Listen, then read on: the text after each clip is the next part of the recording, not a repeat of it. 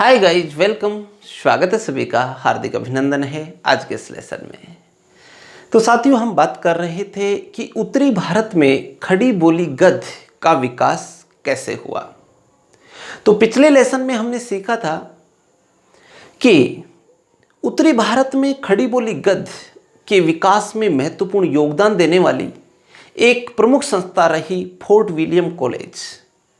और प्रारंभिक गद्य लेखकों में 4 प्रारंभिक गद्य लेखक रहे, जिनमें मुंशी सदाशुकलाल नियाज़, सैयद इंसा अल्लाह खां, लल्लू लाल और सदल मिश्र, ये 4 नाम आते हैं। तो आज इस लेसन में हम विस्तृत चर्चा करने वाले हैं मुंशी सदाशुकलाल नियाज़, जिनका क्या योगदान रहा है। बहुत ही अच्छे प्रश्न यहाँ से बन के आते हैं। तो आज विस्तृत चर्चा हमारी नियाज़ जी के योगदान पर रहेगी। पिछले वीडियो अभी तक आपने नहीं देखे हैं तो श्रृंखला को स्टेप बाय स्टेप सीखने के लिए, जिससे कि वो आपके माइंड में स्थिर हो जाएं, सभी वीडियो देख लीजिए। सभी जो वीडियोज हैं उनके लिंक डिस्क्रिप्शन में डाल रखे हैं। हमारे अन्य जो लिंक हैं, सोशल मीडिया के लिंक हैं, व्हाट्सएप ग्रुप के, टेलीग्राम, फेसबुक ऐप, सभी के लिंक आपको डिस्क्रिप्शन में मिल जाएंगे। वहाँ से आप फॉलो कर सकते हैं, ठीक है ना। बहुत अच्छी अच्छी जानकारी वहाँ पर आपको मिलती रहती है। तो आज का जो हमारा बिंदु मुंशी सदाशुकलाल नियाज़, चलिए बात करते हैं स्टेप बाय स्टेप। ओके, देखिए मुंशी सदाशुकलाल नियाज़, सबसे पहले इनके जीवन परिचय की बात की जाए तो सबसे पहले बात करनी होती है हमें इनके जन्म की। ठीक है, इनका जन्म कब हुआ तो सब ध्यान देना, इनका जन्म 1746 ईस्वी माना जाता है। कब माना जाता है?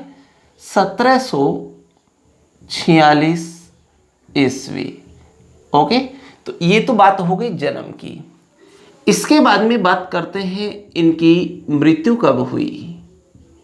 मृत्यु तो देखिए, इनकी जो मृत्यु है वो 1824 ईस्वी में मानी जाती है। कब मानी जाती है? 1824 ईस्वी। ठीक है, 1824 ईस्वी में इनकी मृत्यु होती है। ओके, जन्म मृत्यु की बात हो गई।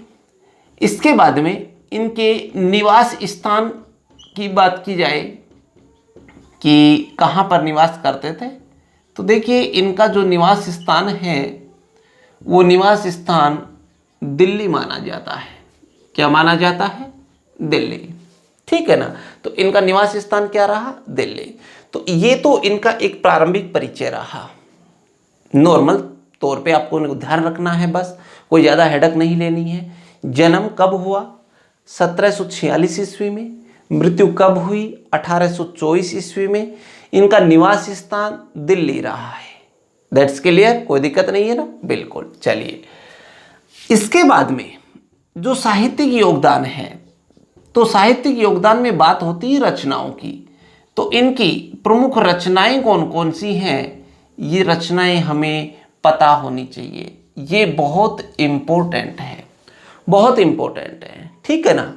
तो देखिए, इनकी पहली रचना की अगर बात की जाए तो पहली रचना है सुख सागर। ये आपको याद रखनी है, बहुत इम्पोर्टेंट है। कौन सी रचना है? सुख सागर। ये रचना है, बहुत इम्पोर्टेंट है।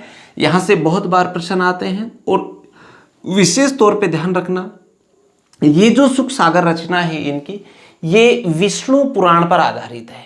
किस पर आधारित है? विष्णु पुराण पर आधारित। ठीक है ना, तो मैं यहाँ साइड में लिख रहा हूँ, ध्यान रखना, विष्णु पुराण पर आधारित।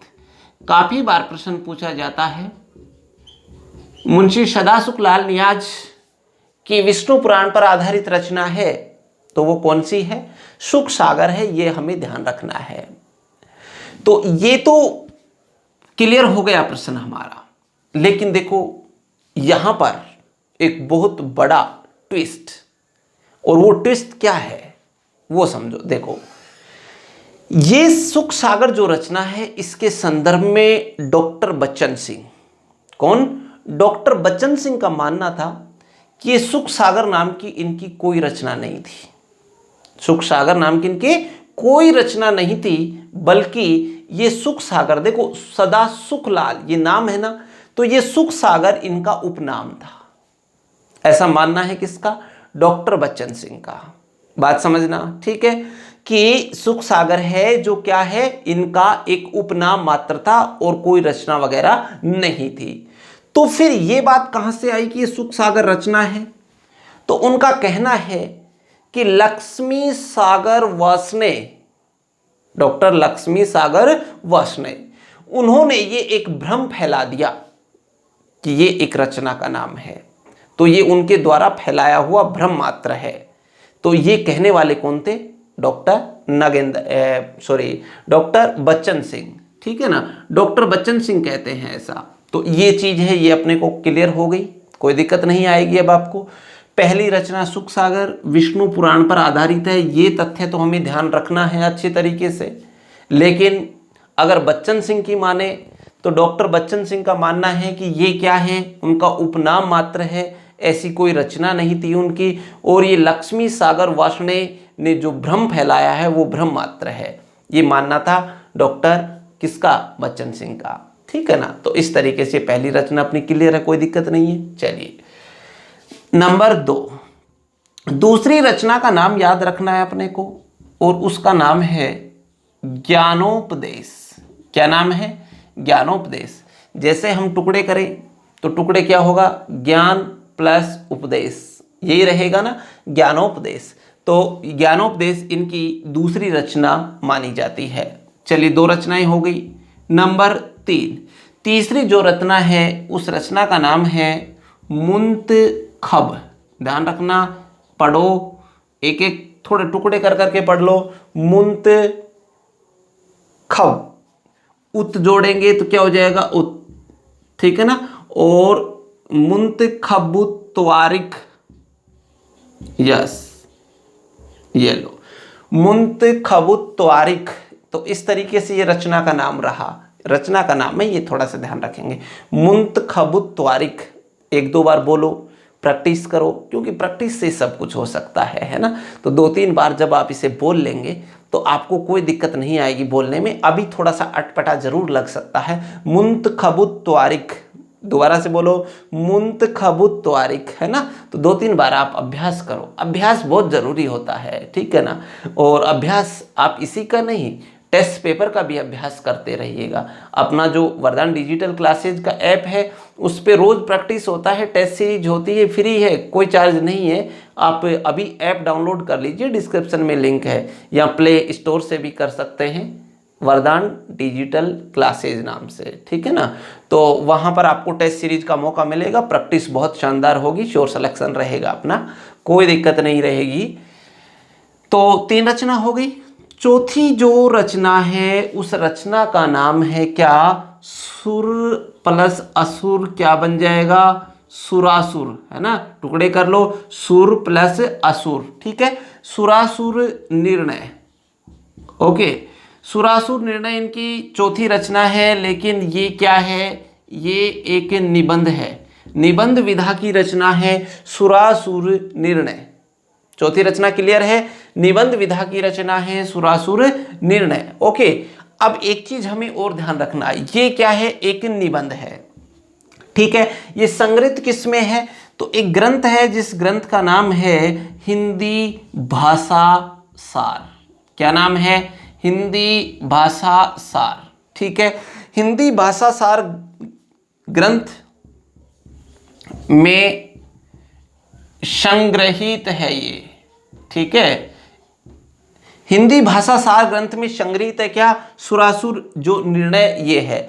अब आप ये भी सोचेंगे कि ये नया नाम आ गया हमारे सामने ग्रंथ का, हिंदी भाषा सार, ठीक है। ये किसका है, किसके द्वारा संपादित है? तो ध्यान रखना, इसमें 2 नाम आते हैं हिंदी भाषा सार। एक नाम आता है लाला भगवान दीन का, क्या नाम है?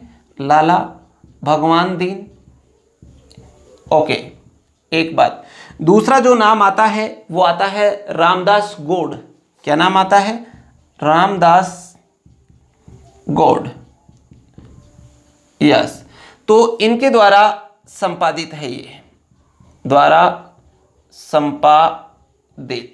ओके, तो इस तरह से बहुत अच्छा क्वेश्चन है, ये यहां से बन गया है। तो इनकी बस केवल 4 रचनाएं रही और 4 रचनाओं से संबंधित ये तथ्य हमारे सामने आ चुके हैं। तो इनको थोड़ा सा ध्यान दें एक बार फिर से। प्रमुख रचनाएं कौन सी? सुख सागर, जो किस पे? विष्णु पुराण पर आधारित है, एक बात। दूसरी रचना ज्ञानोपदेश, तीसरी रचना मुंतखबुत तवारीख, चौथी रचना सुरासुर निर्णय, जो क्या है? एक निबंध है। ये जो निबंध है ये हिंदी भाषा सार ग्रंथ जो है उसमें संग्रहित किया गया है इसको। हिंदी भाषा सार है, ये किसके द्वारा संपादित है? तो हिंदी भाषा सार है जो लाला भगवान दीन और रामदास गोड के द्वारा संपादित है। बताओ, क्लियर? यहां तक कोई दिक्कत नहीं है ना? तो इस तरीके से देखो ये रचनाओं से संबंधित बातें रही। ठीक है, अब कुछ अन्य महत्वपूर्ण तथ्य उनकी तरफ मूव करते हैं। तो इनके अलावा कुछ महत्वपूर्ण तथ्य, क्योंकि वो फैक्ट टू फैक्ट बातें हैं और वहां से प्रश्न निश्चित तौर पर आते रहते हैं। ठीक है ना? तो क्या ऐसे तथ्य हैं, चलिए देखते हैं उनको भी। तो देखो, बात करें अन्य महत्वपूर्ण तथ्यों की, तो हेडिंग डाल लेते हैं अपन, अन्य महत्वपूर्ण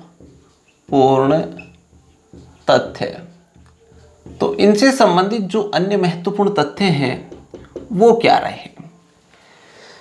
तो ध्यान दें, केवल खड़ी बोली में ही रचना नहीं, ये उर्दू में भी रचना करते थे और उर्दू में निसार उपनाम से ये लिखा करते थे। किससे? निसार उपनाम से। इसलिए बहुत ही अच्छा प्रश्न बन जाता है कि मुंशी सदासुख लाल नियाज हैं, वो उर्दू में किस नाम से रचना लिखते थे? तो निसार, या फिर प्रश्न को घुमा सकता है, उर्दू में निसार उपनाम से लिखा करते थे, ऐसे पूछ लें तो उसमें क्या नाम आ जाएगा? मुंशी सदासुख लाल नियाज। ठीक है ना? तो प्रश्न किसी भी तरह से आ सकता है, बहुत ही अच्छा प्रश्न है। तो देखो, पहला बिंदु हम यही लिखेंगे। तो देखो क्या लिखा मैंने, ये उर्दू में निसार उपनाम, ये उर्दू में निसार उपनाम से लिखा करते थे। पहला बिंदु क्लियर? ये उर्दू में किस निसार उपनाम से लिखा करते थे। ठीक है, चलिए एक बिंदु हमारा क्लियर हुआ। अब आ जाओ भाषा पे। तो देखो, हिंदुओं की बोलचाल की जो शिष्ट भाषा है, हिंदुओं की बोलचाल की शिष्ट भाषा है, उसमें अपनी रचनाएं लिखी इन्होंने। तो दूसरा बिंदु हमारा यही बनेगा, नॉर्मली है, कोई दिक्कत नहीं है। इन्होंने हिंदुओं की बोलचाल, इन्होंने हिंदुओं की बोलचाल की शिष्ट भाषा, मतलब ये था कि उस समय जो उर्दू है ना, तो वो उर्दू तो देखो क्या है, मुस्लिम बाहुल्य मानी जाती है, और जो ये है हिंदुओं की शिष्ट भाषा, मतलब खड़ी बोली मान लो आप एक तरह से। तो इन्होंने हिंदुओं की बोलचाल की जो शिष्ट भाषा है उसमें अपनी रचनाएं लिखी, शिष्ट भाषा में अपनी रचनाएं लिखी। कुल मिला के बात यह है कि इन्होंने उर्दू में भी लिखा और हिंदी में भी लिखा, दोनों में लिखा। लेकिन उर्दू में जब लिखते थे तो वो किस नाम से? निसार उपनाम से लिखते थे। ठीक है ना? हिंदी ज्यादातर क्या है कि हिंदी का प्रयोग किया खड़ी बोली का, तो हिंदुओं की बोलचाल की शिष्ट भाषा में अपनी रचनाएं इन्होंने लिखी है। लेकिन साहब, इन्होंने अपनी रचनाओं में विद्वता भी दर्शाई है, और इसी वजह से आचार्य शुक्ल, किसने? आचार्य शुक्ल ने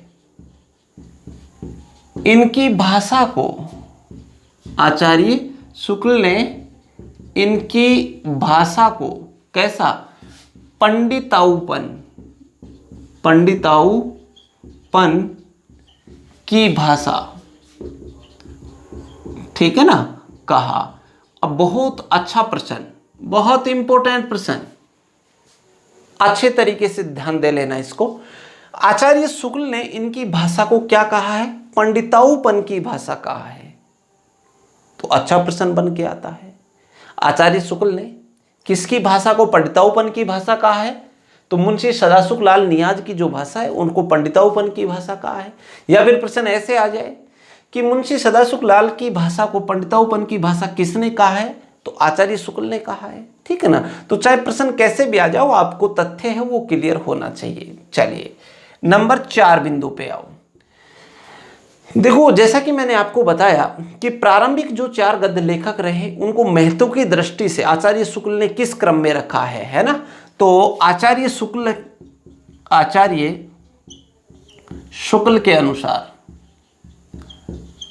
शुक्ल के अनुसार प्रारंभिक गद्य लेखकों का महत्व की दृष्टि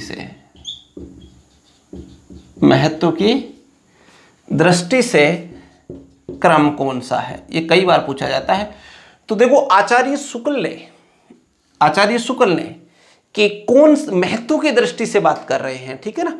आचार्य शुक्ल ने महत्व की दृष्टि से जो प्रारंभिक 4 गद्य लेखक रहे उनका सही क्रम क्या है, क्या क्रम बताया उन्होंने। तो देखो ध्यान देना, सबसे पहले नंबर पर उन्होंने मुंशी सदाशुक लाल नियाज को ही रखा है। तो मैंने लिख दिया सदाशुक लाल, ठीक है ना, नियाज। सदाशुक लाल नियाज को पहले नंबर पर रखा है उन्होंने, ये चीज ध्यान रखने का है। ठीक है। दूसरा, इंसा अल्लाह खां को रखा है, इंसा अल्लाह खां को दूसरे नंबर पर रखा। तीसरे नंबर पर लल्लू लाल को रखा है और चौथे नंबर पर सदल मिश्र को रखा है, सदल मिश्र। ठीक है ना। तो ये चारों का महत्व की दृष्टि से ये क्रम रखा है किसने? आचार्य शुक्ल ने। तो ये अपने को थोड़ा सा ध्यान रखना है। तो ये 4 बिंदु अभी तक हुए हैं, इन चारों बिंदु हैं, इन पे एक बार दृष्टि डालनी है अपने को। मुंशी सदाशुक लाल नियाज जो उर्दू में किस नाम से लिखते थे? निसार उपनाम से लिखते थे।